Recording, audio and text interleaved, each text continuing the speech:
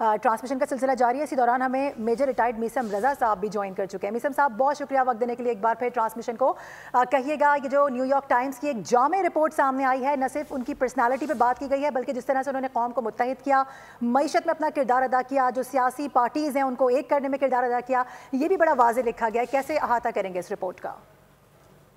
बिल्कुल, हम तो डे वन से इस चीज के दाई भी हैं, हम विटनेस हैं और हम इस चीज का हर तरह से अदा कर रहे हैं कि जिस क्रूशल हालात के अंदर से आर्मी चीफ साहब ने, सैयद आसिम मुनीर साहब ने इस फौज को न सिर्फ फौज की क़यादत संभाली, बल्कि जिस डाउन मोरल के साथ इस फौज को लेके वो चले हैं, जिस तरह उन्होंने फौज को दोबारा एक पेज पे इकट्ठा किया है, उस फौज की ट्रेनिंग और प्रोफेशनल कैपेबिलिटीज को दोबारा पॉलिश किया है और उन अवामिल को एड्रेस किया है जिसकी वजह से हमारी फौज को टारगेट बनाया जा रहा था। और फौज को न सिर्फ अकेले बल्कि साथ नेशनल इकोनॉमी को, नेशनल सिक्योरिटी को, इंटरनल सिक्योरिटी को, एक्सटर्नल सिक्योरिटी को, डिप्लोमेटिक रिलेशंस को,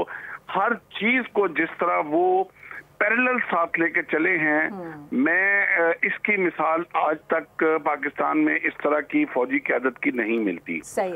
और न इसकी इस चीज की जो है वो न सिर्फ हम ये चीज बयान कर रहे हैं, बल्कि आज के जो इंटरनेशनल एक्सेप्टेंस जो आई है न्यूयॉर्क टाइम ने, उसने वाज़िया तौर पे ये बात का सबूत दे दिया है कि इस वक्त जो फौज की क़यादत है और जो भी इस वक्त फौज की पॉलिसीज हैं वो राइट ट्रैक पे हैं और मुल्क की बेहतरी के लिए। सही है। मीसम साहब साथ ही रहेगा, फौज की पॉलिसीज के हवाले से हम गुफ्तगू कर रहे हैं, इसी से जुड़ी खबर आपको बताते हैं।